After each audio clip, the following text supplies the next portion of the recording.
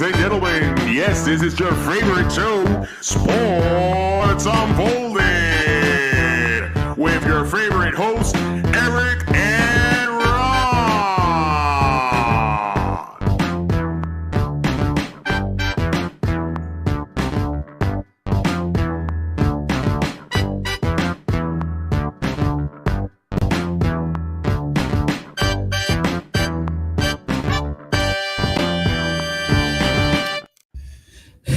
Hey, sports fans! Welcome to the best sports podcast on the planet, Sports Unfolded, where we cover all this past week's top sports stories. I am your host, Eric. Main man right over there, Ron. How are you tonight? I'm doing quite well. I'm in a good mood. Patriots are in first place. Crazy. Celtics are tied for first place. Preseason. No, they're tied for first place. Everybody's 0-0. It's Tuesday. Okay, yeah. Gotcha. And of course, the Bruins are 3-2. 2 straight losses. Yeah. Well then. So first and foremost, we want to tell you, if you are joining us live, please join the chat. Let us know if you have any opinions on the topics we're covering tonight, or if there's something you want to talk about. Let us know. We'd love to hear from you. As well as we got to thank those that help continue to expand our horizons and help Sports Unfolded grow and hit other markets. And we will start off, Ron, with our friends in Providence, Rhode Island. I'd love for you to give their plug. Yeah, I would love to give that plug too, Eric.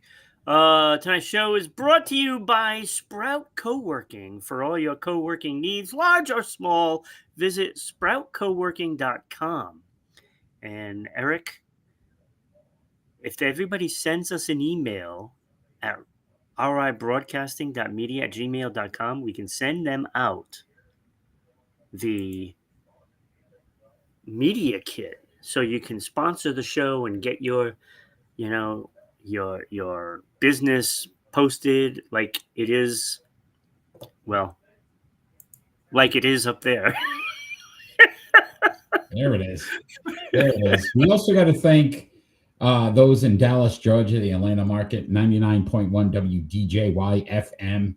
Thank you for putting us on every Saturday at 1 p.m., as well as SECTV, Public Access Channel 12, having us on every Tuesday night at 10 p.m. We appreciate the support. Absolutely. And the continued growth. So we want to thank those. We want to thank all of our fans that have continued to listen. Congratulate those Atlanta Falcon fans, right? What a big win that was, huh? The other night. I was watching that game around and I'm like, this is a shot. New England's going to be in first place. And then I was like, it won't happen. And then I was like, it's going to happen. So now great victory for the Falcons, who are trying to build something there, and you can see it. So that was pretty impressive. Yeah, they're doing all right, They've let a chance or two slip by, especially like last season. That was like, I don't know what happened there. But Penix is actually playing pretty well. He's doing a good job. Yeah, there's a lot of talent on that team, which we expected. If it came together, which it has, they'd be pretty, a pretty good team. So we will definitely see what happens. But it is time, Ron, to get this party started. Are you ready to kick this thing off? I'm always ready to kick this off. We are on to season 5, episode 42, Clash of the Titans. Get ready, y'all, because we're going to have a party tonight. Our leadoff story. It's the championship series in Major League Baseball, and it's been a pretty interesting one. Dodgers lead 3-0 in the series. The other series is tied 2-2. Your thoughts on great series on both series? I mean, it's funny because the Milwaukee Brewers swept the Dodgers in the regular season. They won all 6 meetings. Yeah. And somehow the bright lights came on. Yeah. And they fell apart. And they started this series at home. So it wasn't even like you say you were on the road. Maybe there's the crowd, the fact you were at home, you lost your first 2 games. Yeah, and their pitching has like collapsed Right now, 3.12 ERA. The Dodgers 1.00. Milwaukee Brewers are batting 101 as a team. That's awful. That is It's horrible. awful. That's And bad. the Dodgers have been getting it from everybody, right? Mookie Betts playing shortstop Yeah. made that great play. This is just it's Milwaukee doesn't stand a chance. Yeah, I think that series is pretty much donezo. Over. But this Toronto Seattle series about, first of all, the home team hasn't won. No. So that's pretty interesting. On top of one, 16 home runs already in this series by both teams combined. In 4 games. In 4 games. I mean, those are massive numbers. And you look at that performance by Scherzer. I mean, he didn't even play in the previous series. Yeah, they didn't even have him. He wasn't even on the roster. Yeah. And he comes in, and his curveball was just on point. I mean, he looked like the old Scherzer. Well, funny part about this run is ERA for both teams. Toronto 4.75. Yeah, it's not good. Seattle's at 6. Yeah. ERA for it. So whichever pitching staff can figure out how to, keep these teams at bay with the bats, I think have a shot. Listen, it's clutch, right? It's when you get that big hit. Can you have men on base when you get that base hit, or drive it off the wall or something? That's when the hits come that are important. And we talked about Seattle, right? With the trade deadline, the moves they made, they picked up a lot of bats. Obviously, it's paying off. Toronto, I mean, Vlad Guerrero. Can I just say Vlad Guerrero is very, very much becoming one of my favorite players. Like, just the way he's playing. He's just been proving his worth, right? I mean, big contract, he doesn't get the recognition throughout the league, probably because he's in Toronto, and he's playing like he belongs in the postseason. You know what I'm saying? Like we saw last year, the Yankees didn't do very well with the bats. Judge, that's his criticism, right? He's not coming up big when you need him in the playoffs. And you look at what Vladdy's doing, and that's what you want out of your star. That's what you pay him for. And he's doing it. We talk about Judge and the inept playoff performance. Vlad Guerrero right now in this postseason, 16 at bats, 4 hits, 4 runs, 2 doubles, 2 home runs, 2 ribbies. He's walked twice. He's batting 375.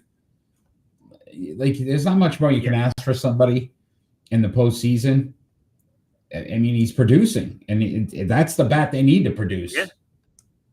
So, listen, I like Toronto in this series, but it's going to be a fun one. I think it goes 7. I really do. I think both these teams beat each other. I actually hope it goes 7 because I want to see them both play. And it's like a chess match with the pitching staff, and first of all, I think Toronto has the better pitching staff. Like, I love their starters, but Seattle just isn't known, right? Those pitchers just aren't known. And they've been pitching very well. I mean, when you have these two type of clubs that can hit like this, I mean, there's going to be fireworks all throughout the series, and it's just who's gonna get that last one, and I think that's what it comes down to. And I think it does go 7. I will say this too, though: the only disadvantage for both of these teams now is we expect the Dodgers to sweep. I would say more than likely, which means if these teams continue to have to play, They go to the World Series. Dodgers well rested, have been there before, so the pressure's not really on them. And they can put their rotation in order how they want. Let me ask you this question before we move on to Ron, because this I know has been a topic. If the Dodgers do go back to the World Series and win it, is it too soon to call them a dynasty? It's very rare you see back-to-back anymore. That's a good question, Eric. I say no, and it's probably because that Ohtani has only been there for 2 years, and I know that shouldn't even matter, but it kind of does. Because it's like that's their identity now, and 2 years ago, I don't think it was who they were. This is a different team. I mean, it's a good team. I mean, it's a good team. They have money. They're spending it. Yeah, they do. But, it still doesn't guarantee a win for the World Series. And we've already been seeing that, with the payrolls that are up at the top of the league.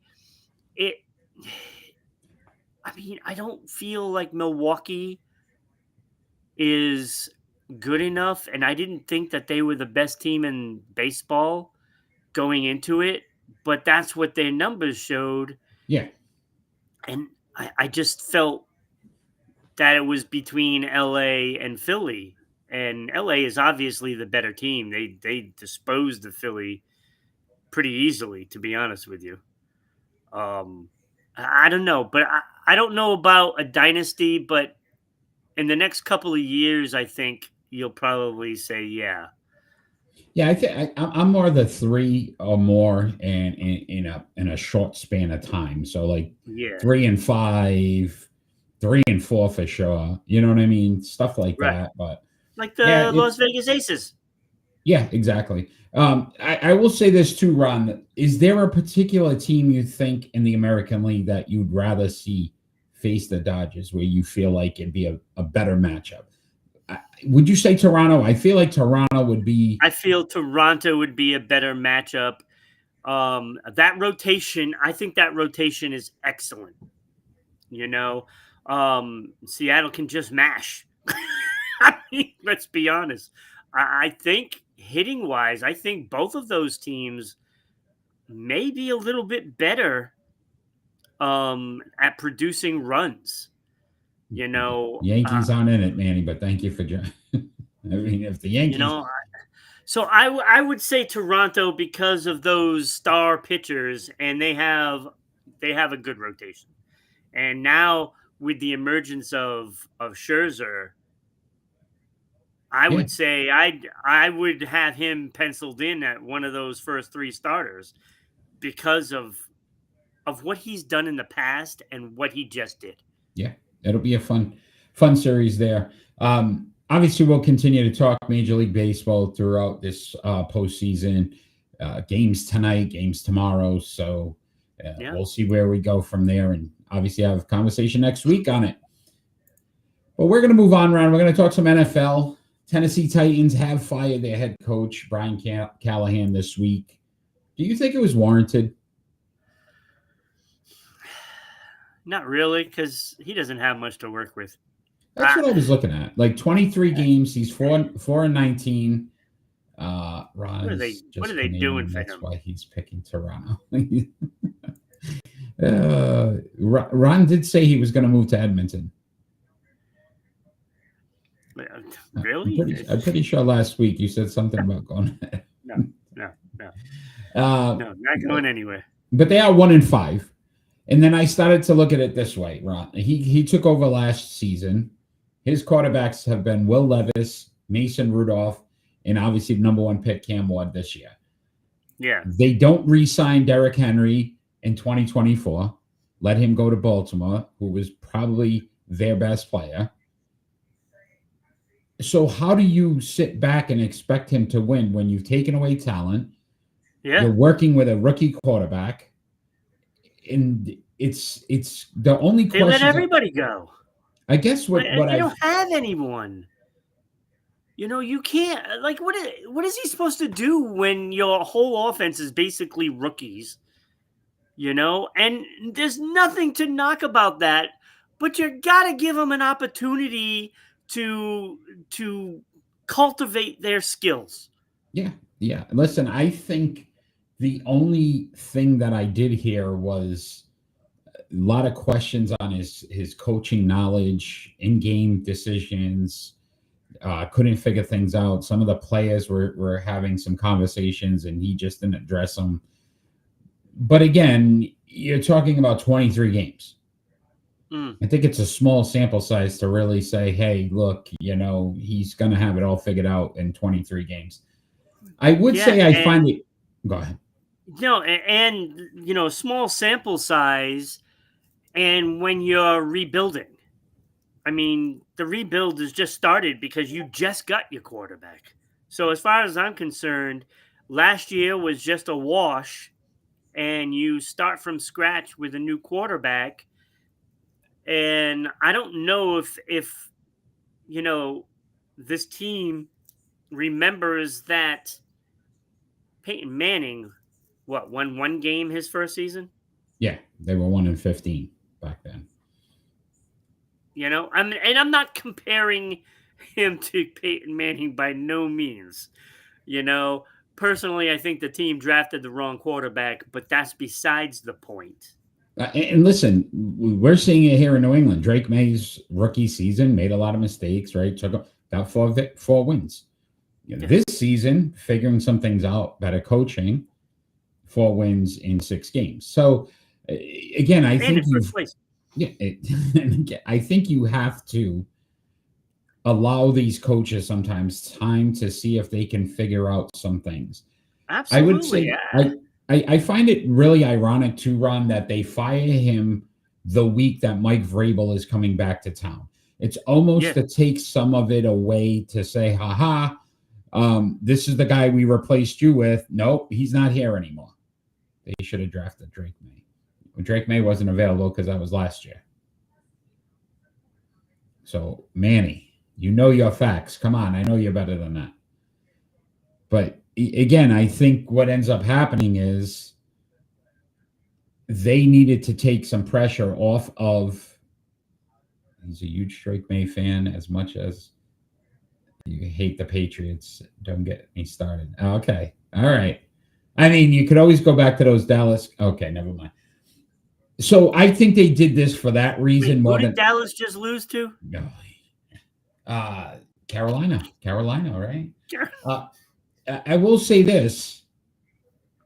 Him coming back to town kind of takes that equation out, because now it's not going to be like you're looking at the guy that replaced you on the other side. Tennessee Titans don't have to listen to that. Big game for New England, though, because this is like one of those trap games that people say it's not, but to me, I feel like it is. I don't feel like it is, because that's where he was before, and he wants revenge. And the last time he took out revenge on somebody, he won 20-0. Okay. All right. Let's see. Well, look, I don't see it, because you also have,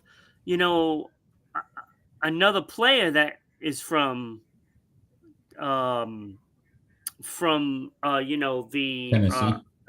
Tennessee. Thank you, Harold Landry.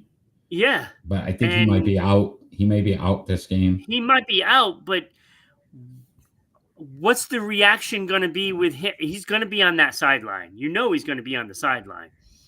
And you saw, Diggs going up against Buffalo, and I know he played, but I think you're going to get the same reaction from Landry on that sideline as you got from Diggs, because as good as he was in that game, I thought the bigger impact was him on the sideline in that game. Yeah. Mike McCoy is the new interim coach for the Titans. We'll see him this Sunday. But, Ron, there's also some games I'm sure of interest this week. Week 7 already of the NFL season. Let's go. It moves so fast. It's almost half over already. Every year. Where's the season going? I don't know, man. You're already a quarter in, right? At least one, yeah. Third of the way, yeah. So more than a third. Obviously, the big matchup this week: Bucks at Lions. This one's interesting. Listen, the Bucks, a lot of injuries, but Baker Mayfield's playing out of his mind, and the Lions really need to win because it was a bad loss against Kansas City. Like, they need to bounce back and show that was just, a one-off, that they're still a top contending team. Both of these teams have something to prove in that game. Yeah. So it's going to be interesting to see who has the fortitude to get through those difficult moments. Detroit didn't show it last week. Tampa Bay did. So if you're asking me right now, Bucks, right, Manny, I think the Bucks right now are riding that momentum. It's insane on how well Baker Mayfield is playing. Like, I mean, when you look at the state of the teams that are in the league as of this moment, Philadelphia Eagles, they are reeling. Ravens have stunk up the league this year. Patrick Mahomes looks average. And now you're looking at Buffalo with 2 straight losses. And I'm looking at Baker Mayfield, and I'm like, is he like the best quarterback in the league so far this year? He may be. I'm like, he's been huge. And if it's not him, it's freaking Mac Jones. These guys have been playing out of their mind. And what brought Mac Jones back to earth was Baker Mayfield. It keeps happening. We keep underestimating Baker Mayfield and the Tampa Bay Buccaneers, and here they come. They just do it again, week after week after week. Did you think they were going to be this good? No. 5-1 right now. No. I figured they'd win the division. I thought they were the best team in the division. I didn't think they'd be considered the best team in the NFC. Right. And right now they are. So it's going to be interesting. What else? Green Bay with 1 loss, but they also have a tie. Yeah. No, it's ties.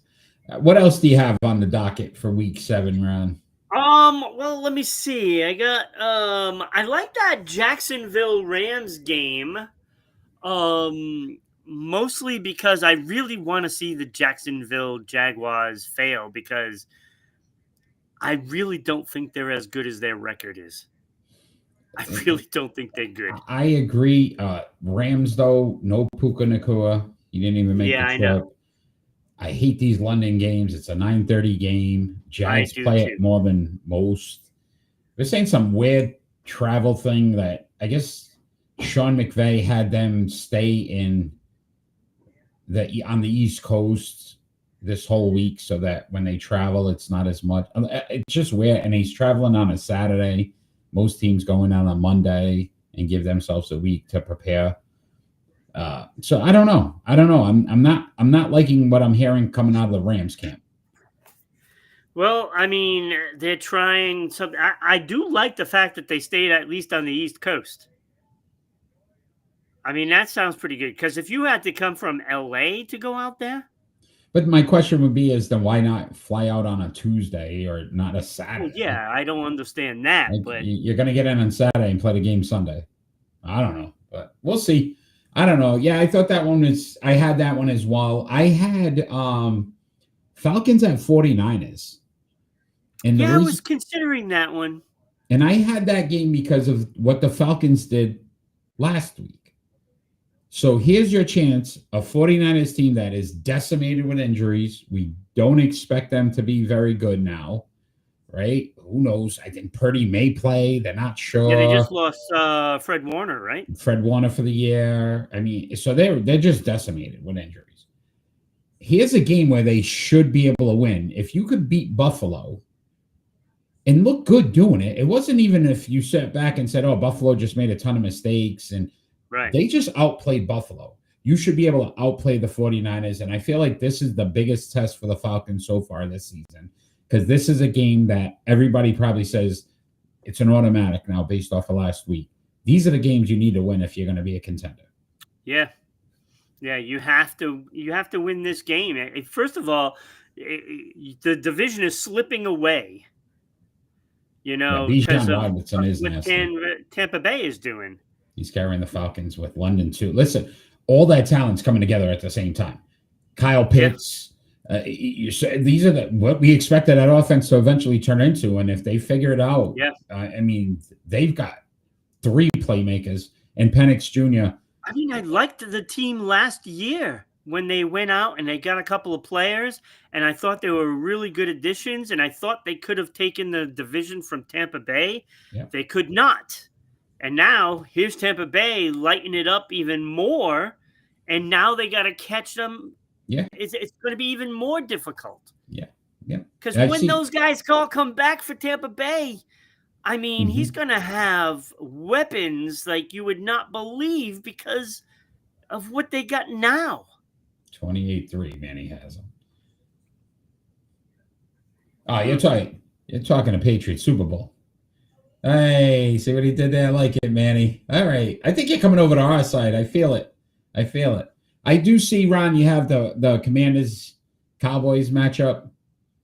Yeah. Interested in that game? Look, I mean, the winner of this game could possibly win the division because of what's going on with Philadelphia. That's a good point. You know, and I don't think it's going to get any easier for Philadelphia. They got to go to Minnesota, and they blitz a lot. Yeah. And they're not handling the blitz very well. Yeah. I had that game, the Eagles at the Vikings, as a game of interest because I think the Eagles need to figure this out quick because everybody's the chatter is beginning. And when that chatter begins, if it starts to go throughout the locker room, the players, that's when teams fall apart. Yeah. I think you're seeing it before our eyes. Yeah. AJ Brown, I mean, I think 1 minute away from just exploding and saying things to decimate that team. So we'll see. It's going to be interesting. Both of those matchups, I think, be pretty good. And then I see you have the Colts Chargers. Yeah, I mean, that's the test right there for the Indianapolis Colts, right? You know, look, I mean, say what you want about Daniel Jones. He's getting the job done. Yes, sir. You know, I mean, it's a resurgent for him and Mac Jones this year, right? So they're looking good, especially Daniel Jones. I mean, he's out in front in that division. Yeah. And, you know, Jacksonville is a game behind them, but I don't think they're going to catch them because I don't think Jacksonville is that good. And I would say this, the Chargers to me are probably the most confusing team in all of football right now. Like every week I'm like, all right, this is their division. They're going to take it. They look great. And then they lay a dud. And then it's like they look good again, and you're like, all right, they're back. And then the next week they stink again, and it's like, what's going on? Yep. Commanders got that game. You can't lose to teams like Cleveland Browns and expect to go anywhere. You really can't. Yeah. CeeDee Lamb is back for that game. Yes. So that's a nice duo. And Washington hasn't exactly played very well either. Listen, They're 3-3. We saw this with CJ Stroud, and everybody they're going to the Super Bowl the next year, and then reality sets in. And I think you're seeing it in Washington now. Yeah. You know, I'm not saying he's Jaden Daniels not a good quarterback, but I would also say, again, I want to see him do it for years, couple years in a row. Now you say, all right, wow, he had one really solid year last season. Yeah. This season, It's like all those people that said Pittsburgh was going to win the Super Bowl this year. Yeah, you never know. Still could Gotta happen. pump the brakes. I mean, they ran into a monster in Joe Flacco. That's all. Joe Flacco, this guy. I can't. I don't Like know. that's pretty bad if you got lit up that bad by Joe Flacco. Well, but they were calling it the Icy with Hot a new Bowl. team. The Icy Hot Bowl, AARP Bowl. They had all these. They were two of the four oldest players in the league.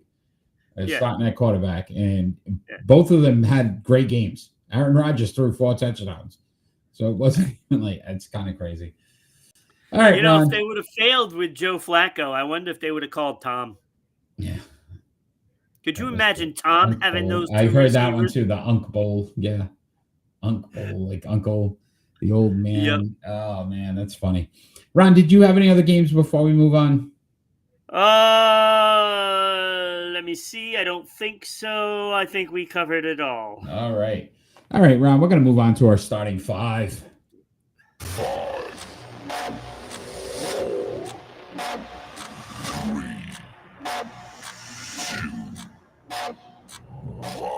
Starting five tonight, 1983. We're going back 42 years ago to the NFL draft.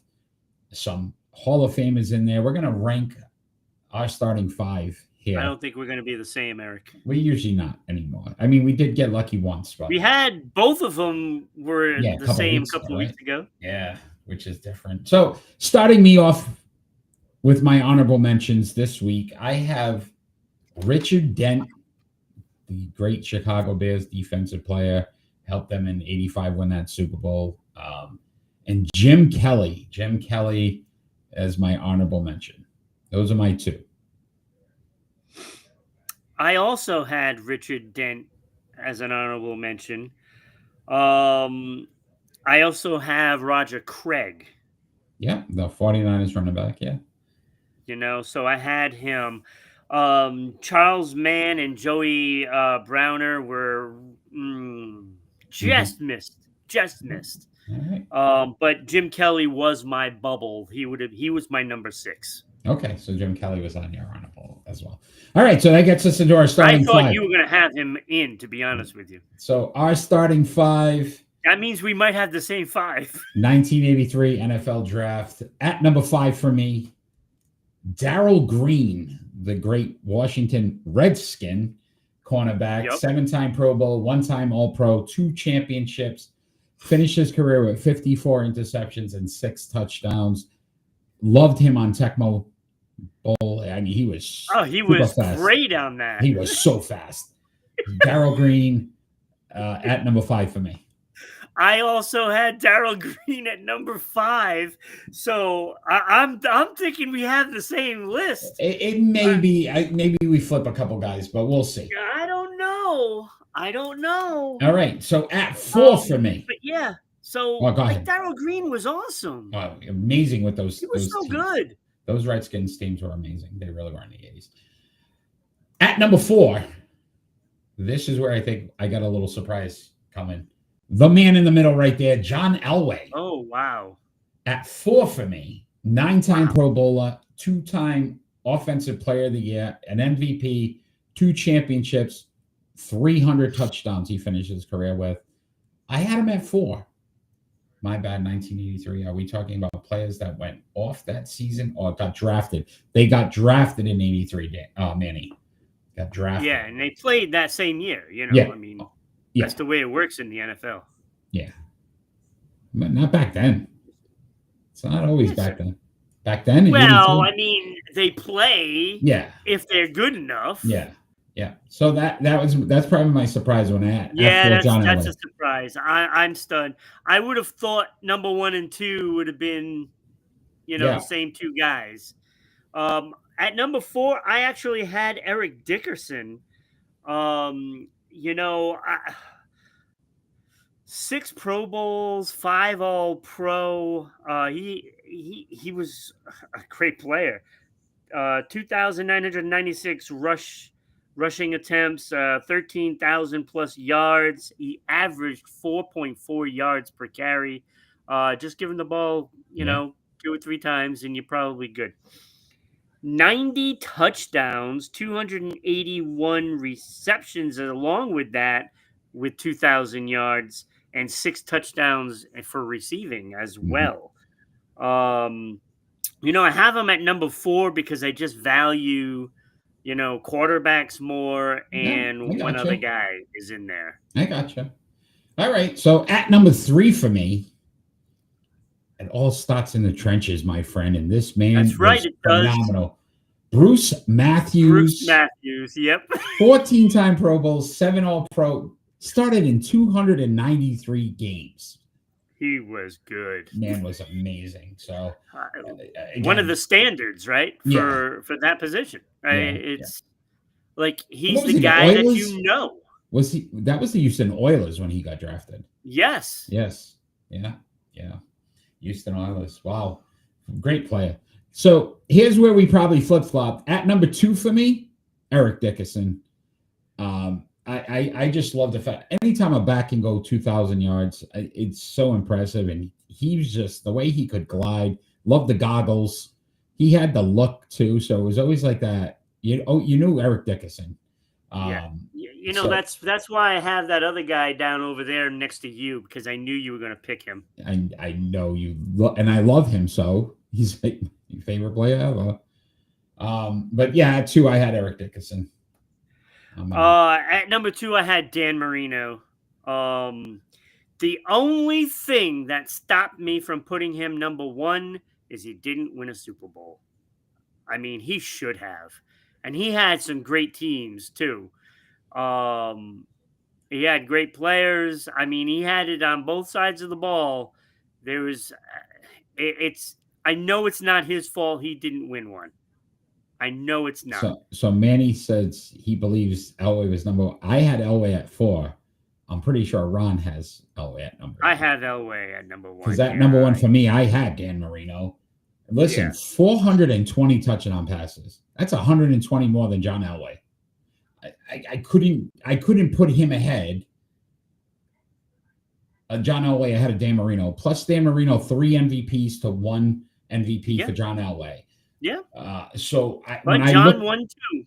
I get it, but John also. I value that. I value the championship. I get it, but I will say this too: if he didn't have Terrell Davis and some of those guys, he wouldn't have won too. I know that. I don't know. But I just think he had some running backs and he had some receivers and he had all those things as well. He just didn't win it. Okay. 420 touchdowns to 300. I'll take it. I know. The numbers are crazy. Could you imagine him in today's game? 61,000 passing yards. Marino's number 2 for Manny. But we've known the league longer. Dan Marino just had the knack for not getting hit. I don't know how many times watching Patriot games where you think he's about to get sacked and then all of a sudden it's a 30-yard pass for first down. It was just constant.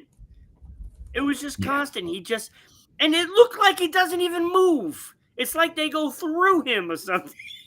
He just had that little, one step sidestep and they would completely miss him. So Marino was number 2. I had John Elway number 1 because of those 2 championships. And I know the physical numbers are better by Marino. I just like that leadership and get it done no matter how you do it. He just got it done. And I just like that. I just like his toughness. I like his desire to win. And I'm not saying Marino didn't have that. He just didn't have the rings. He did. I'm not saying listen, Elway it's a tough one. Too, that's a tough choice. I agree. But I will say I am going to go with the fact that Dan Marino over 10,000 more yards, over 120 more touchdowns. Yeah. Like just the pure numbers, Marino was a better quarterback. Absolutely. I think so. I couldn't put even with the championships for Elway, I couldn't put him ahead of Dan Marino. So, but I got you. I see it. I understand. All right, that was some fun talk there. And that's why I put 1983. the quarterbacks up there because, Jim Kelly, hey, he made it to 4 Super Bowls. He didn't win any, but he made it to 4 of them. In a And row. he isn't the quarterback that the other 2 are. Right, in a row.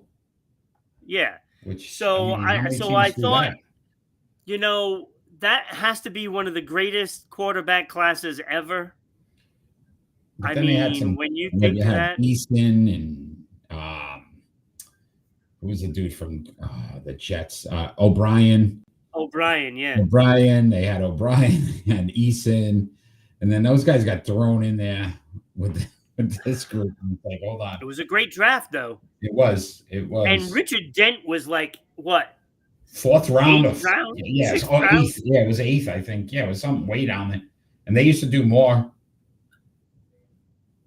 Hall of Famer, too.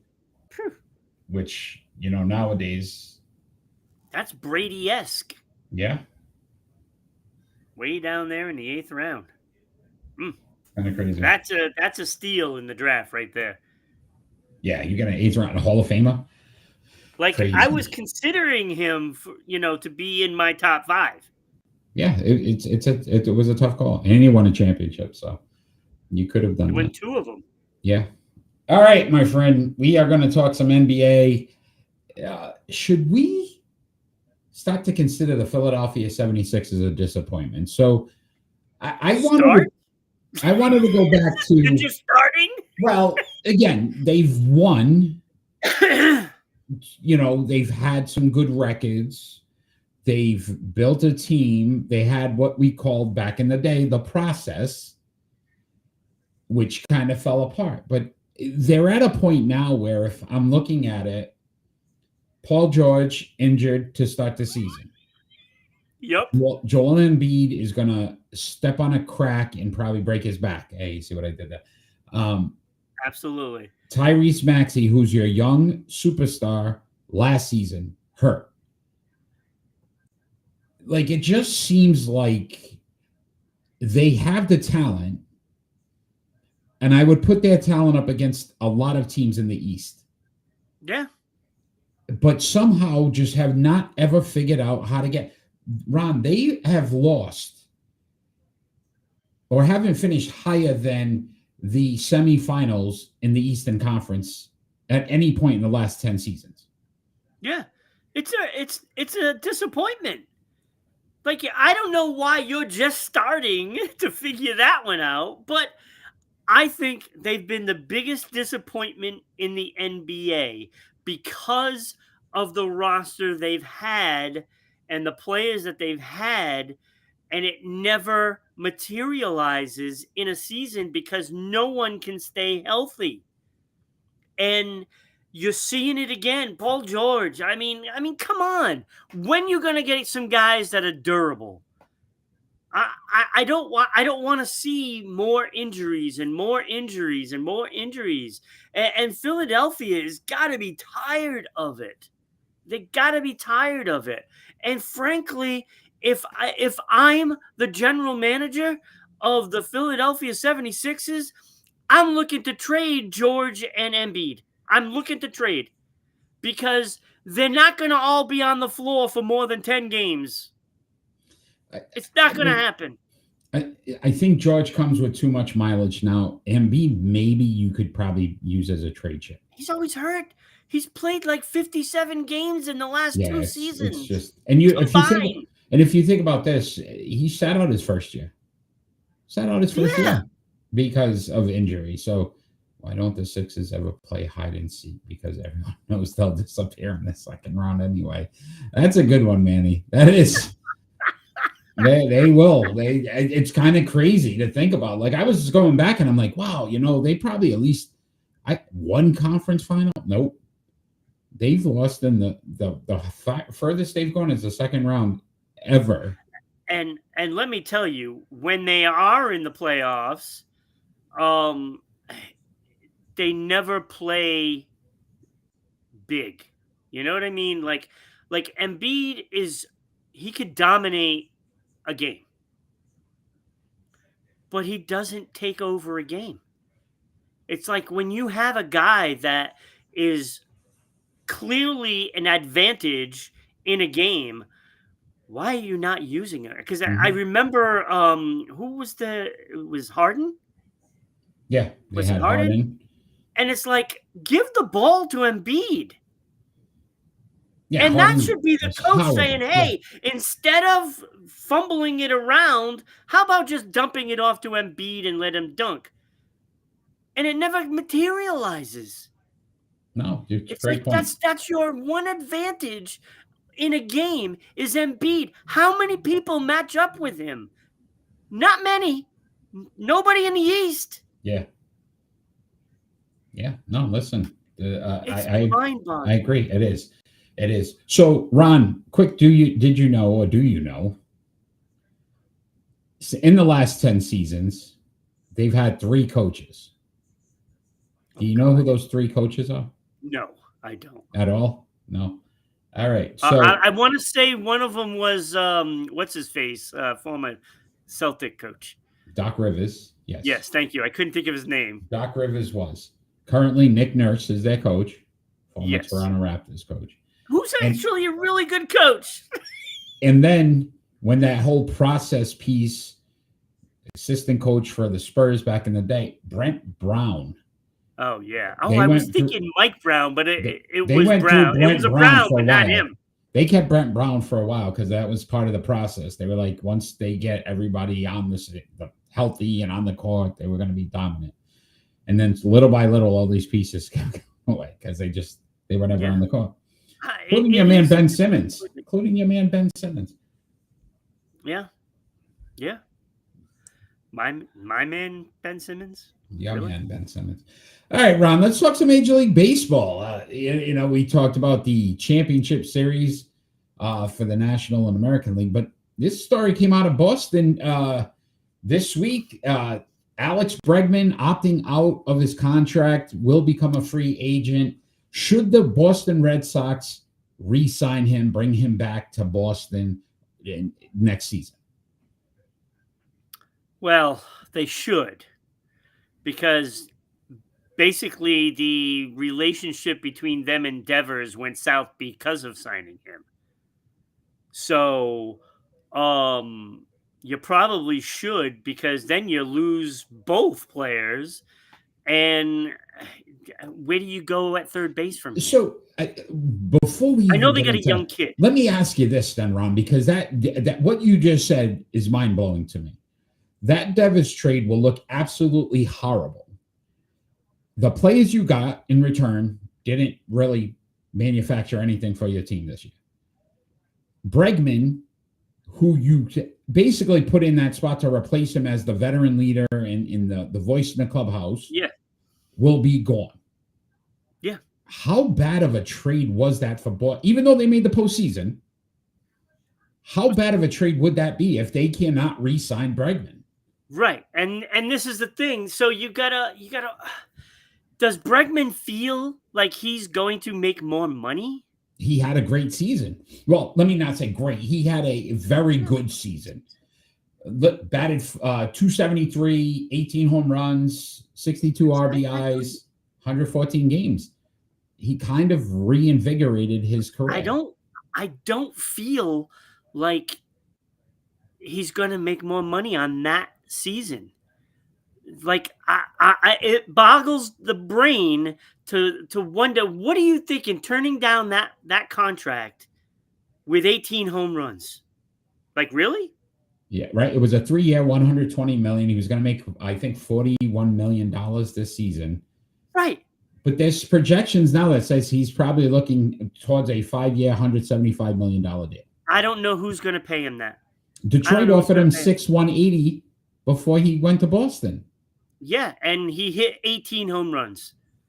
Do you feel comfortable in shelling out $40+ million for a player to hit 18 home runs? You know what? If I'm the Boston Red Sox, absolutely. I have to win the Devers trade. Yeah, if I'm the Red Sox, but I'm not doing it if I'm, one of these other teams that has an option. So let me ask you this, Ron. Alex Cora, one of his guys, they have a solid relationship. Why is it even getting to this point? Why would Bregman decide to opt out? Unless it's Right. A, for more money from Boston. That's the question that should be asked. Or B, he knows there's a market for him that he could get more money or go to a different team. Maybe he's not happy in Boston. Well, that's what I was saying. You know, that's the question we should be asking. Why is he running for the hills? You know, because I mean, let's look at the big picture there. You know, he knows that there's a rookie down in the minors that is waiting to come up. And opting out, he might have ended up being a DH for the Red Sox. And I don't think he wants to do that either. He's a third baseman. He wants to play third base. Does this sound familiar? Is this like this is what I'm saying. You know, and this is why if I'm a team, I don't like opt-outs unless you want the player to opt out. A lot of them put that in their contract because they want an opt-out. Like, they're not going to sign with you if they don't have an option. Right. So, to me, I think the Red Sox put it in there because they weren't going to sign him and they wanted him to opt out. And they're going to go with the kid down in the minors. I don't know if I agree. And it's going to be like this rookie fest all over again. I think they needed him. They put that in the contract because they just assumed that he would stick with Cora. Yeah, I don't think he's staying. I don't think he's going to re-sign. I don't think the Red Sox are even going to offer him a contract. I mean, at some point, Ron, I will say this too. You can bring up enough rookies. It doesn't all work. You're not going to get another Roman Anthony. It's not going to just all of a sudden be, wow, look at every guy we've brought up. I would do all I could. You have Roman Anthony, and he's gonna stay, right? Yeah. Rafaela, great center fielder. He's okay at hitting. He does get clutch hits though, and that's good. But Marcelo Meyer, I don't see it. I don't see it. You know, and Cassis, I mean, he just came off of an injury. He missed pretty much the whole season. So, Pete Alonso, maybe Mets. He didn't resign. Maybe you try to get a big bat like that. That is the route that I would probably go if I'm the Red Sox because he'd love Fenway Park. So he'd love it. It'd be interesting. Also in the postseason, so you get Bregman. And obviously, they lost in the first round to the New York Yankees. But you look at it, he batted 300, 3 hits, 1 RBI, no home runs, 2 strikeouts. Yeah. It wasn't like he helped the team in the postseason. So, I mean, I think the loss would be more mental of not signing because of what it meant with that Devers deal now. Because you start to look at that Devers deal and say, okay, well, you really got absolutely nothing for this is... Like I keep telling you, this is a smoke and mirrors thing that the Red Sox pull off. Yeah, but I would say really this too. I consider Devers probably a 4-star player. Not a 5, but a 4. Like, he's in that group of to get 0 stars back would be pretty that's when we talk about worst trades, this may go down if they can't what they got doesn't come up and impact the team next season, it's a bad trade. Horrible. And it's just, but it's all what the Red Sox do. It's what they do. Yeah, that's why I'm a Yankees fan. Although we're not much better. I think Cody Bellinger. That's why I'm a Royal fan. Cody Bellinger just opted out too.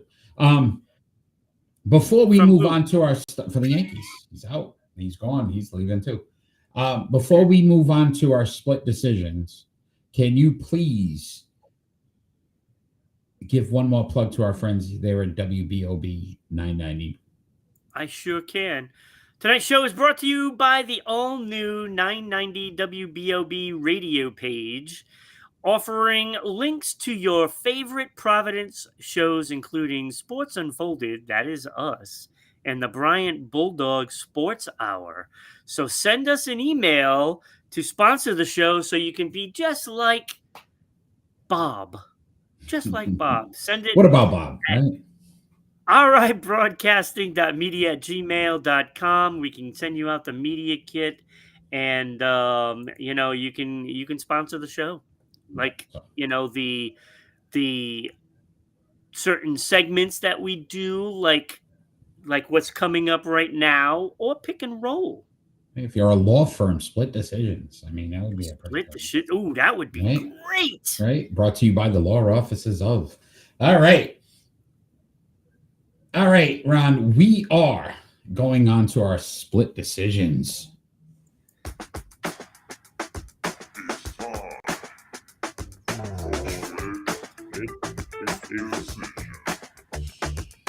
Our split decision segment, we basically give each other two more likely questions, and we have to make a decision. I am first this week, Ron, so I will start us off. This is an interesting one. Which player is more likely to repeat as the scoring leader this season? Nikita Kucherov, who had 121 points, or Shai Gilgeous-Alexander, who averaged 32.7 points for the NBA? Who's more likely to lead their league or association again this season? SGA. Yeah, you don't think Kucherov? They're not playing well, Tampa Bay, right now. So no, and that's a big reason why. And also because if McDavid actually plays a full season, he's going to lead the league. That's just how it is. So all of those folks that have been leading, McKinnon and all that. Look, if McDavid plays, 78 games, he's leading the league. Period. Okay. So there's too many variables because Nathan McKinnon can do it. There's a lot of guys that can lead the league in points. Embiid could lead. Oh, no, no. SGA. All right. I can see that. All right. Your first split decision, Ron. So along the same lines, you almost had me nervous there. I thought you were going to pick the same thing. Which team is more likely to repeat?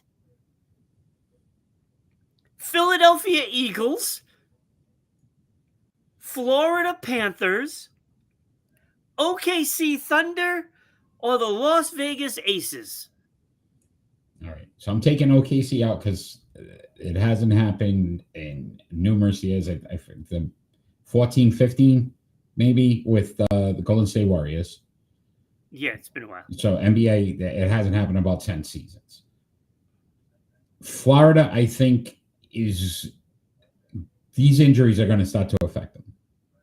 So they're already like 3-3. Yeah, so I don't think they can repeat because of their injury situation. Yeah. So that leaves me with the Aces and the Eagles. Now, we've seen the Eagles recently not look so good. I think the problem with the Eagles is Saquon Barkley had a season among seasons for running backs last year. He's not doing it this year.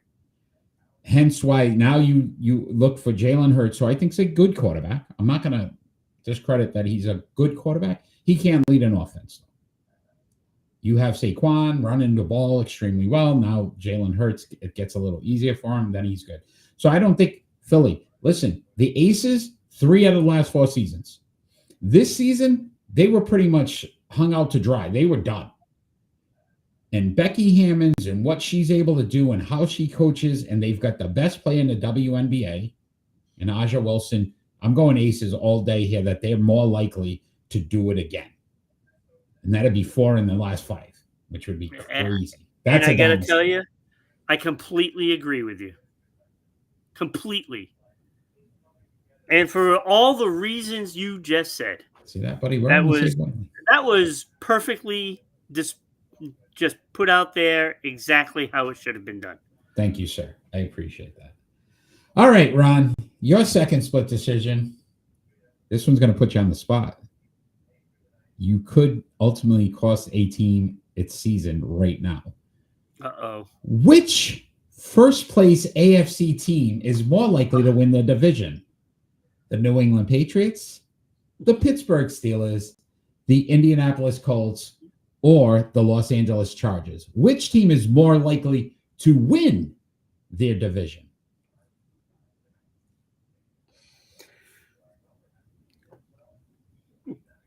Oh my gosh. This is a difficult one. All right. First off, I don't think the Patriots are winning this division. I think it will be Buffalo. Okay. I think it will be Buffalo. Okay. Out in the West, until they knock out Kansas City, I can't. They're only down by a game, so Yeah. I have to think that Kansas City will win that division. Mm-hmm. If not them, then it's Denver. I don't see the Chargers winning that division. I think they lose to bad teams, and I don't think they're consistent enough. Mm-hmm. So that leaves Pittsburgh. I think Pittsburgh is going to be well. They are exposed now, and they should actually have lost the game against the Patriots. Every one of these teams is only a game up. If not, I know. So no, it's not like it's so Pittsburgh. They all could fail. To be honest with you, they all could fail.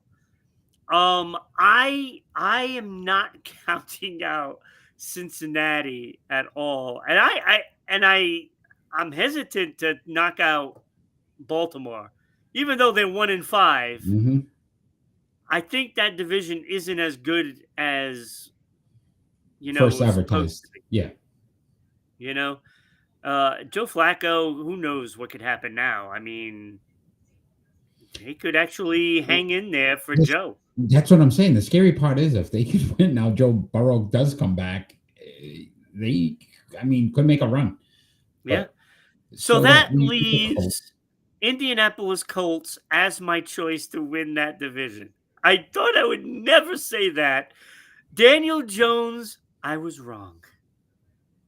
I thought you'd never say that. So that is crazy, right? The Colts. They're going to win that division. I tend to agree with you. I think Jacksonville will. And I don't think any other team is even capable of winning that division. Yeah, listen, Jacksonville. To your point, I think they're just overachieving. I think that'll all come back down to reality at some point. Yeah, and I think the Colts are good, and they got a quarterback that just isn't making mistakes. And we knew that he doesn't throw many picks or anything. So it wasn't that. It just was the fact that he doesn't have the ability to move the ball, but he has proven that wrong. Colts, best team in that division. Yeah. They will win the division. All right. Very good. I like it. Your second split decision, Ron. I'm all discombobulated. This show has been confusing to me. Because get rid of Bregman. My question: win the divisions. You're gonna love this one. All right, you're gonna love this one. It's almost identical. Oh wow! Okay. I chose the second place teams. Ooh, okay. Who is more likely to win their division? Okay. Cincinnati Bengals, Denver Broncos, Seattle Seahawks, or the Washington Commanders? All in second place. Oof. It was almost identical to yours. Just Seattle West is who's ahead of them right now? San Francisco. Yeah. Who's decimated? Oh boy. But I still think that this is a real tough one because they also have the Rams in that division too. The Rams, I think, take that division. All right. So that takes Seattle up. So then that leaves me the Bengals. The Broncos. Broncos aren't doing it. I just think, to your point, I think the Chiefs end up winning that division again, which is going to drive me crazy. But Chiefs get that division again. So I got the Bengals and who? And the Commanders. The Commanders right now, Philly. I still think Philly wins enough games.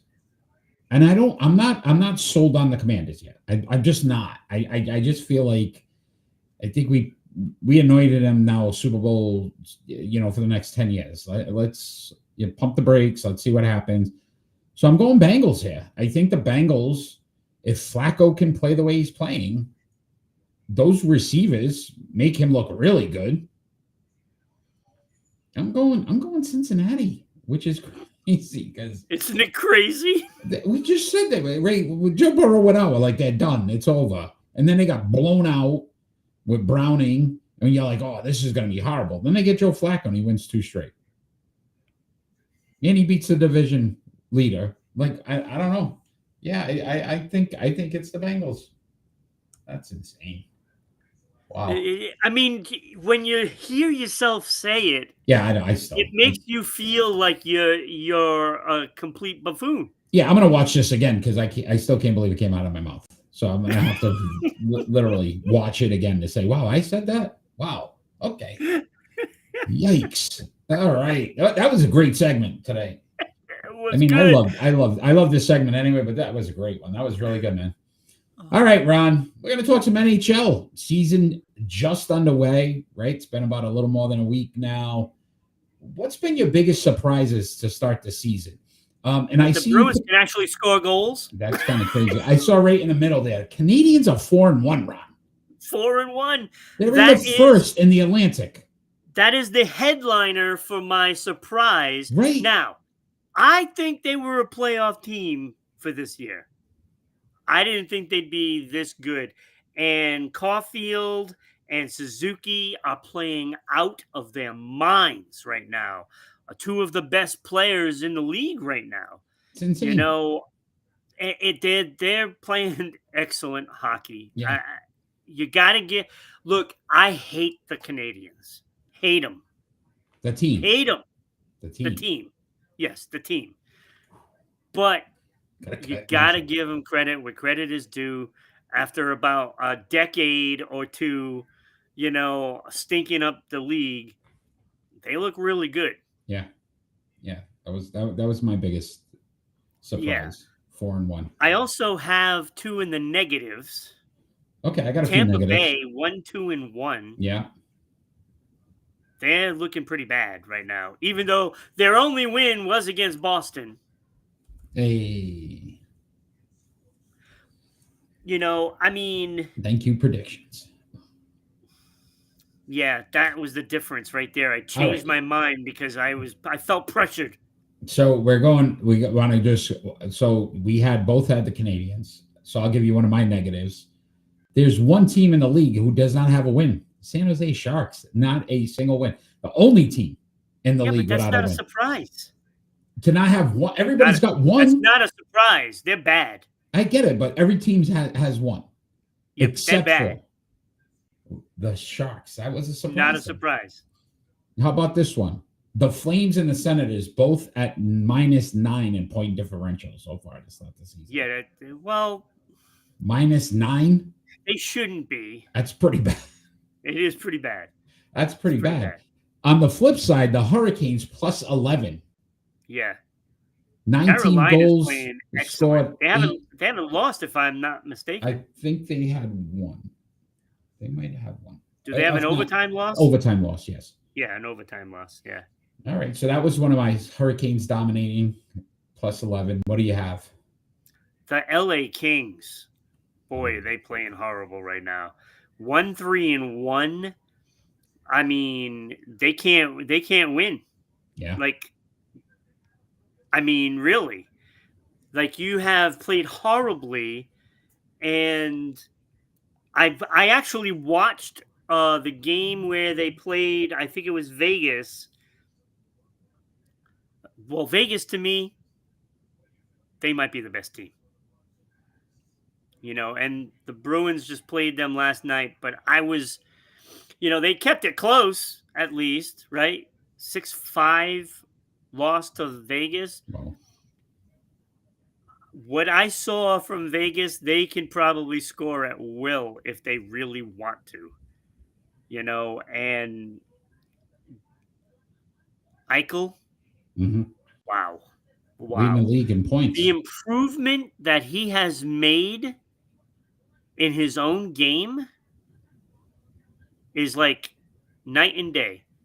Like, he just goes where he wants to go.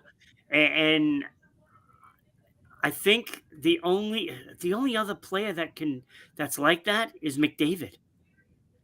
Like, I'm putting him on that level right now. Wow. All right. So I have another negative for you because you just said his name. Connor McDavid, 0 goals in 4 games. That is a surprise. It is a surprise. He has not scored a goal yet. I think he has 5 assists, 4 or 5 assists, but no goals. Yeah, well, I was a little concerned about Pasta too. I mean, he finally scored last night, but it didn't matter. He lost the game. Yeah. So, but that's stunning. With no goals in 4 games. I mean, that's saying a lot. Off to a slow start, but he'll pick it up. He'll probably score 3 in the next one. Yeah, no, I'm just saying. It was a little surprised when I saw that. I got 3 players that are surprises. Go ahead. And the first one, top of the heap, is Shane Pinto from Ottawa. All of a sudden, he's turned into a goal scorer. He's got 6 goals in 5 games so far. Absolutely incredible. Look out for Ottawa this year. Because if they're going to get goals from him like that, woof, they're going to be good. Seth Jarvis, you removed Natchez from last year, and now all of a sudden Seth Jarvis turns into this pure goal scorer. He's got 5 goals in 4 games for Carolina. It must be nice to be Carolina. The riches that they have. They just keep recycling, these guys, and they just keep sending them off, and next guy up. Crazy. And then Jake Neighbors. So there's a Neighbors in the Giants organization, but there's a Neighbors in the St. Louis Blues organization. 4 goals in 4 games. Incredible. Pretty impressive. Not bad. Pretty impressive. Only other one I had, Ron, for a surprise. I didn't expect this team to come out the way they have. The Capitals, 3-1-0. Like, we kind of thought that this was going to be like last season was, you know who their loss is, right? All right, buddy. You see what I'm saying? Let it go. Let it go. I'm not letting it go because even the Bruins is a surprise. 3-2. They are pretty decent. They are. Agreed. I would put them up there as a surprise because we did not expect much from them. But I thought they would be 0-5 right now. Did you have anything else you wanted to add from the NHL season? No, that's pretty much it. I mean, we did pretty good. There's a lot of things going on. Like Eichel is playing great, McKinnon, Makar. It's they're huge. But that Vegas team, man, oh boy, are they got a squad there. Oh, it's unbelievable. After watching their 2 games, I've watched 2 of their games already. Who coaches them? And they have handled their business. Who coaches them again? Yeah. Okay. All right. Good job, Boston. Is it Butch Cassidy or is it David Cassidy? Yeah. So, all right. We're going to move on to our pick and roll. It's all right, time for pick and roll. I just love that picture. Tonight is players, active NBA players with the most 40-point games so far. And those players are James Harden, LeBron James, Kevin Durant, Steph Curry, Damian Lillard, and Giannis Antetokounmpo. This was a hard one. I am first this week, so I will start us off with my list. At number 6, I had Damian Lillard, 25.1 points, 4.3 rebounds, 6.7 assists, 9-time All-Star, 7-time All-NBA, Rookie of the Year, but that's it. So not enough. Yeah, that really stuck out, huh? To all those other guys. Like, they at least all had something else. Yeah. At 5 for me, I went James Harden. James Harden, 24.1 points, 5.6 rebounds, 7.2 assists, 11-time All-Star, 8-time All-NBA. He's won 3 scoring titles, 2-time assist champion, a 6th-man award, and an MVP, but no championships. So he was 5. At 4 for me, this was a surprise. But I went Giannis Antetokounmpo, 23.9 points, 9.9 rebounds, 5 assists per game, 9-time All-Star, 9-time All-NBA, 5-time All-Defensive, 1-time Defensive Player of the Year, 2 MVPs, a Finals MVP, 1 championship. So it knocked him down a little bit. At 3, I went Kevin Durant. Kevin Durant, 27.2 points per game, 7.0 rebounds, and 4.4 assists. 15-time All-Star. I don't even feel like he's been in the league that long, but he got drafted by the Sonics, so that goes to show how long he's been in the league. It's kind of crazy. 11-time All-NBA, 4 scoring titles, an MVP, 2 Finals MVPs, and 2 championships. This was a big debate, and I really wanted to go a different route, but I couldn't do it just based on the pure numbers. So I had to put Steph Curry at number 2. I still think I don't know if I agree with myself on this one. 24.7 points, 4.7 rebounds, 6.4 assists per game, 11-time All-Star, 11-time All-NBA, 2 scoring titles, 1 steals championship, 2-time MVP, a Finals MVP, and 4 championships. But I had to go your favorite player in the NBA, LeBron James, at number 1. What? Will you stop saying that? People are going to get the wrong idea. 27 points per game, 7.5 rebounds, 7.4 assists. Ron, insane to even say it, 21-time All-Star, 21-time All-NBA.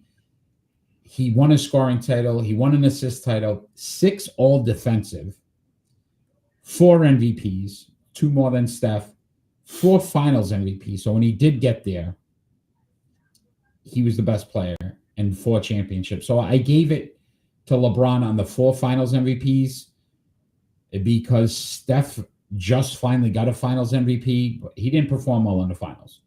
A lot of other guys carried him usually in the finals. LeBron was the best player in the finals when he did get there. So I went, that's my list. And I could probably flip-flop Steph and LeBron, but 21 All-NBAs is just, it's ridiculous to even say.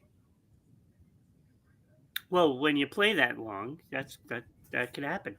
And he's been consistent for that long, though. 21? Yeah. Vince Carter played for more 23 seasons. Cue up the clapping. Oh, okay. Wow. Really? Wow. Yep. So Damian Lillard at number 6. It literally took me no time at all to put him at number 6. And I threw Rookie of the Year. Of anything. Yeah, Ron, I put through Rookie of the Year in because I felt like I wanted to add something because all these guys, yeah, because it was all zeros, right? Most of them won Rookie of the Year. Yeah, but I didn't even count them for the rest of them because I just said, "Oh, well, poor Damian Lillard didn't have anything else. No scoring titles, right? No assists, no defense, anything." I have the little check mark there for Rookie of the Year. Yeah. So I was like, no, he got it. Yeah, I had to add that because I felt bad for him. But that's what happens when you don't play the games. Yeah. You know, you don't play. That's what happens. So he deserved to be at number 6 because, frankly, he's got like at least a couple of seasons behind everybody. Mm-hmm. So, and not to have anything is kind of startling. Yeah. Number 5, I also had James Harden, of course. Harden and Lillard, the only 2 that don't have a championship, and they're at the bottom of the list. Yes. Go figure. Crazy. Go figure. Hey, James Harden numbers are great numbers. I would say I'd love to have him on my team, but if you did, you're not winning a championship. So it's almost a guarantee. So I don't want him on my team. Death, taxes, and James Harden chokes in the postseason. That's almost a guarantee. All right, so the battle was between the rest of the four, and of course, I have Giannis at number 4. He's close to Kevin Durant. We'll see what happens, with the rest of Kevin Durant's career and the rest of Giannis. That could go either way. I think Durant is more of a pure scorer Mhm. than Giannis. But I had Giannis there. He just doesn't have the All Stars and the All NBAs right now. He is a better defensive player, so it's close. Yeah, agreed. It's close. If Giannis wins another championship, I would probably tilt it more towards Giannis. Okay.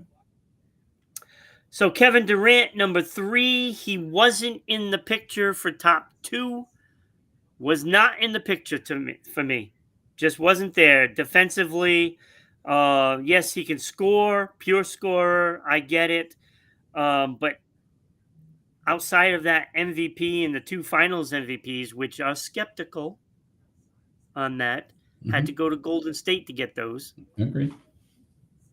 So I'm not so sure he really deserves that credit. So number 2, I have Steph Curry, and this was a tough one because I think Steph Curry is right there. He is right there. And, if he does win that 5th this year, like Kenny predicted, if he does win the 5th, he'd be number 1. But LeBron has too many numbers on his side, including those 6 all defensive. So he is number 1. Yeah. And 21 all NBAs is just, I get it to your point, but what's he going in his 24th but season? He's still a great player. Like 24 seasons. That's pretty impressive. I mean, it's kind of funny because if you say, oh, you got to pick one of these guys to be on your team and they got to make the last shot, I'm taking Steph. Yeah, agree. I'm not. Yeah, I agree with you. All right, Ron. We've got some Hall of Fame inductees. So we want to congratulate Ray Bork, who is now in the Sports Unfolded Hall of Fame. Congratulations to Ray Bork. He dominated that voting. And Mark Spitz, Olympic swimmer, is now a member of the Sports Unfolded Hall of Fame. So congratulations to both of those athletes. And they are now official members of the Sports Unfolded Hall of Fame. But with that, Ron, means we have new voting up currently on the Sports Unfolded Sports Poll page on Facebook. And for the NBA, this is going to be an extremely tough one. Kobe Bryant, Dwayne Wade, Tracy McGrady, Ray Allen, and Vince Carter. These are some fantastic athletes, fantastic NBA players. So jump on, cast your votes to see if you can get one of these athletes into the Sports Unfolded Hall of Fame. They're all first-time balloters or nominees, I guess, except for Kobe, who had no votes last time. Yeah, it's crazy. And also for Major League Baseball, we're going back a little bit, but these are some phenomenal players as well. Ty Cobb, Duke Snyder, Stan Musial, Al Kaline. Come on, give him some Al Kaline and Tris Speaker, all phenomenal players. Go check their numbers out if you don't know who they are. So Al, I guess, essentially he was the power for that team. He could have been. Yes, he used to have a bunny that bang. Yes. So that was their banging of the drums, actually, like the Houston Astros. But all phenomenal players. Listen, if you don't know these guys, check their numbers because these are some of the best baseball players in Major League Baseball history. One of them will be nominated to the Sports Unfolded Hall of Fame next month. So help. They nominated inducted. now. I'm sorry. Yes, good call. So help one of them get in. Go to the Sports Unfolded Sports Poll page on Facebook today. Cast your vote. Polls are open. Can't wait for that one, Ron. All right. With that, my friend, we are going to move on to our predictions. Our prediction segment. And not only that, Eric, not to cut you off, but you got to check out the page because it is absolutely incredible when you put all of those lined up how you have it. It's spectacular to see the players that are on that list. And I don't know. It just and to see another one going in. Yeah. Ray Bork getting in that list and Mark Spitz going in. That Hall of Fame is pretty awesome. It's growing. It's growing every month. Website there. Check it out. You can also get there on RhodeIslandBroadcasting.net. Yes, you can. That's awesome. Yeah, so check that out as well. Predictions, Ron. I was looking at this today, putting this chart together, and this is by far, look at the amount of people we have on that list. That's pretty exciting to see. Dustin, who joined us last week. Dustin, tough week last week in his first attempt. Ron and myself battling, tied in losses, Ron. We are now officially tied in losses. So this could be an interesting finish to our. Oh, that means it's my wins that have mattered for the NASCAR. Yeah, but it's going to be interesting to see how this goes. I got 3 of them. Oh, and no, last week, Ron, I won the NASCAR. I had the second place driver. You had the third place driver. That's how close it was last week. So that was crazy to think about. So we start off this week, Ron, with Major League Baseball, 10-17. So tonight, the one win over me was because I buckled and I took Boston instead of Tampa Bay. You did. You choked. You let your heart. You never pick up your heart. I know. I can't do that anymore. That's it. All right, so we got Major League Baseball tonight. Milwaukee Brewers at the Los Angeles Dodgers, Game 4. This is a clinch. It is a sweep. The Dodgers take this one. I think Milwaukee is just mentally done, and I can't see them beating this team. So I went LA here. I agree. I think this team is just too much for Milwaukee to handle because you have so many things you got to worry about. The speed. I mean, when you think of Ohtani and like Mookie Betts and Freeman and all these guys, they can move on those bases and they put pressure on the pitching staff. And I'm sorry, but like I said earlier in the show, Eric, I don't think Milwaukee is as good. Look at the division they play in. I agree. It's not that great. I know the Cubs made the playoffs. Yeah, whoopee. Whoopee. Yay. All right, Ron. Also in Major League Baseball, 10-19.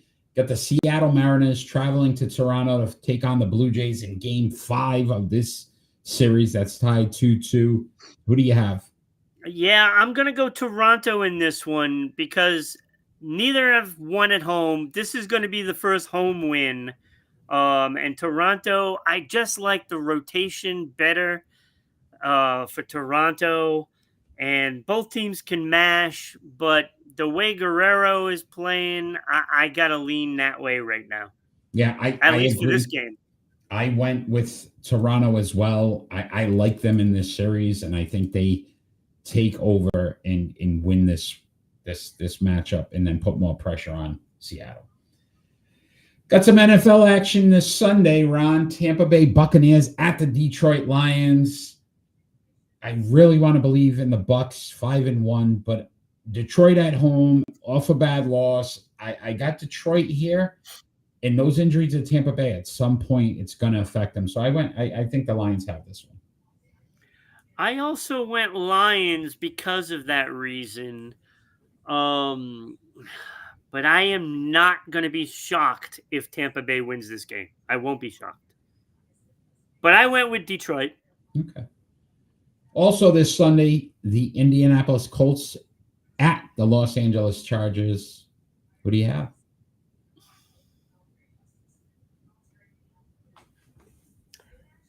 I'm going to go Indianapolis Colts. I went the Colts as well. I don't trust the Chargers. I don't just trust don't. them either. And it's like I would say trust them. at home, you figure that they're better talent on that roster, and still, I just don't believe I that. think Taylor is a game changer. He's this year's Saquon Jonathan Barkley, Taylor. to be honest with you. He is a comeback player of the year for sure, and he keeps this up. NHL action run.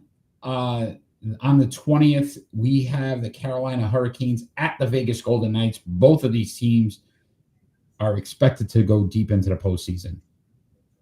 This is possibly a Stanley Cup matchup at some point. Possibly. And as good as you said Vegas is, I think the Hurricane are a little bit better right now, and I like the wealth of talent they have. I went the Hurricanes here.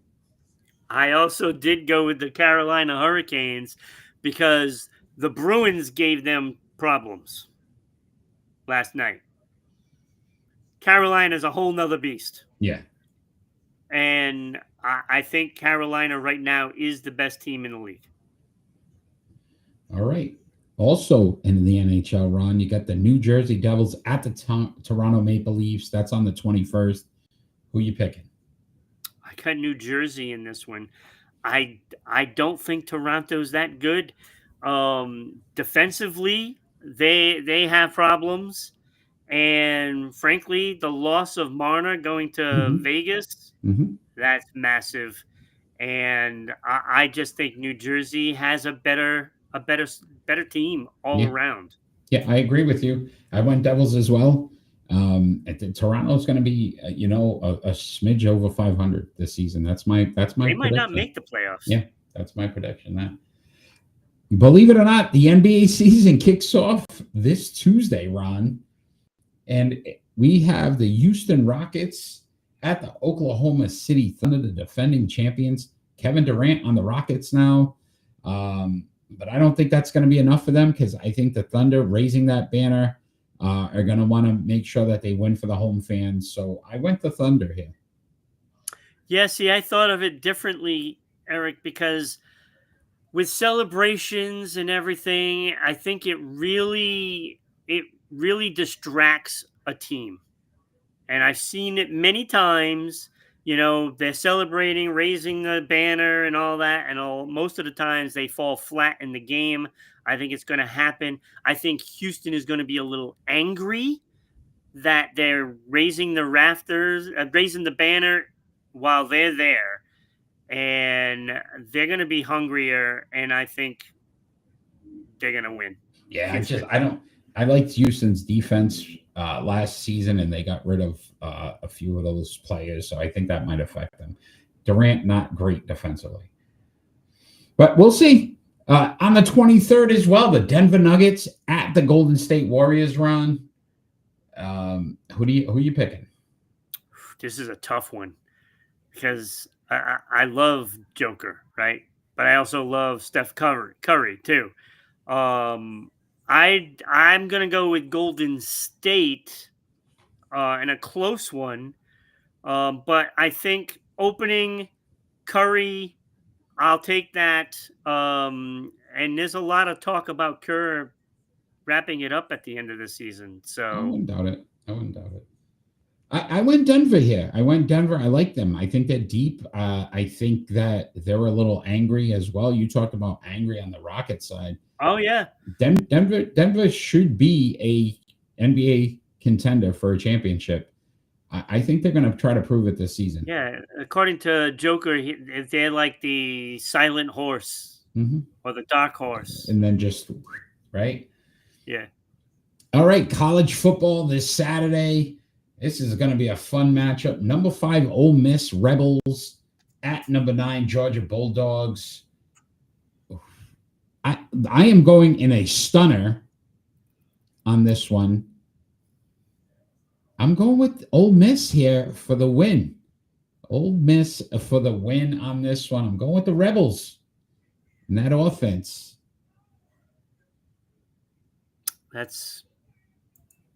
Why is it a stunner? They're the higher ranked team. Georgia has their number, though. They do not play well against Georgia.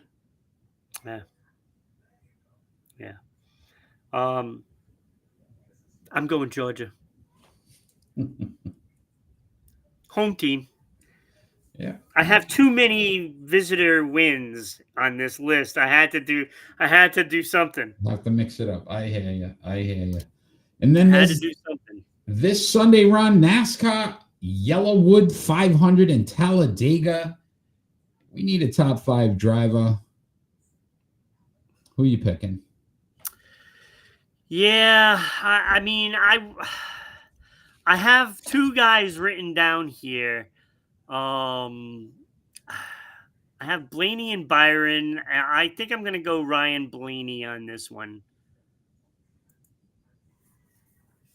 Every time we do this, they finish top 5. I went Ryan Blaney as well. And every time we've done this, we've finished in the top 5 when we both picked the same driver. So that's good. So there's a good shot there. But that is our prediction segment. Tune in next week, see how we did. If you want to get your name on that list, I mean, I might have to create a second one. Drop it in the chat. Come on. I might have to create a second one. Ron, before we get into our final thoughts, I would love for you to tell all the wonderful people out there that are going to watch us afterwards as well how they can become a sponsor of the greatest sports podcast on the planet. Take it away.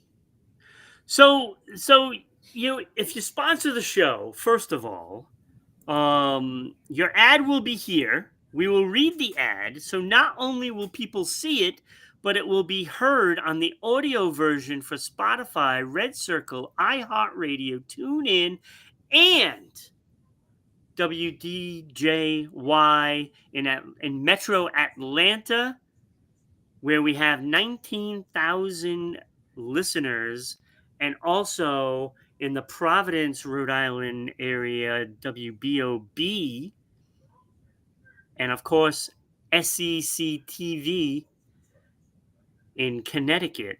So look, you're going to get your money's worth. So just send us an email, RIBroadcasting.media@gmail.com. We'll send you out the media kit. So that way you know exactly how to do it. And it's worth every penny.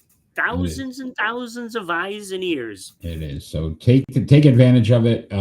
Again, we can send you out the media kit and let you know all of the great things that we're doing here. Would you like a tire company to sponsor the pick and roll? Yeah. Not only listen, check out Rhode Island Broadcasting. A lot of great shows on there. A morning show going on daily. So on 6 days a week, a lot going on with Rhode Island Broadcasting. Check out the website. Oh my God, there's so many shows. So check that out as well. And then check out Sports Unfolded website and check out that Hall of Fame. It's pretty remarkable to see how many players are on there. It's awesome. Right. And the fans vote on it. So that's all fan vote. Yep. So that's what makes it really cool. All right, Ron, with that, it is final thoughts time. And our final thoughts don't necessarily have to be about anything sports related. It could be about anything happening in the world today. I am first this week. So I wanted to say, and we talked about it a little bit tonight, congratulations to Becky Hammon and the Las Vegas Aces winning their 3rd in the last 4 seasons, WNBA champions. When we talk about creating a dynasty, sometimes those dynasties, I remember when the Pats were like 2-2 and they got beat so bad in Kansas City, and that was the famous Belichick. We're on to Cincinnati. And think about it, that team went to the postseason and won it all. Adversity, this team has beat it every single time. This season, they were 500 at one point and basically counted out and then went on, I think it was 16 straight wins, and then got to the postseason and dominated, sweeping the Mercury. She's done a phenomenal job. I know I keep talking about it, but it drives me crazy that she doesn't get offers in the WNBA. That would have been a great move for the New York Knicks. Becky Hammon, a phenomenal job getting this team to its 3rd championship in 4 seasons. So congratulations to you and that whole organization. I didn't even know Mark Davis owns them. I mean, he'll never win at the Raiders, so at least, you know what I mean? He's tasting victory. Right? Right? So my man gets to feel it there. So Yeah. congratulations to the Aces. Great job. That's my final thought. Yeah, Eric, my final thought is actually a downer. Yesterday, we lost a legend. Ace Frehley passed away from Kiss. Now, you know, that marks a very sensitive, you know, because of who they were. It's Kiss, right? The makeup, the glam, and all of that stuff was a big part of, you know, the late 70s, early 80s, and they were so unique at the time. And the music impacted so many people, so many. And to lose, you know, a legend in the music industry. I mean, he was 74 years old, of course, in the Hall of Fame for Kiss. I mean, this guy. I mean, I mean, you just think of the band, right? It's just a big loss. Yeah. And it's almost like I don't even know what to say about it, because I'm like, it's so stunning. You know, even though, yes, he's 74 years old, they party. We all know that. But when they do leave us, it kind of leaves that big hole, you know, and I don't know, it's a tough one to lose. Yeah. So, so rest in peace, Ace Frehley. We send our condolences to the family, you know, and the friends. Yeah. I mean, I don't know what else to say, because music, you know, the loss. music definitely took a hit. We also lost D'Angelo this week. Yes. The R&B Yes. singers. So yeah, it's been a tough ride for the music industry this week with those losses. So yeah, Absolutely. Well, with that, Ron, I want to thank you for an amazing show as always. Manny, thank you for joining us live tonight. You were awesome.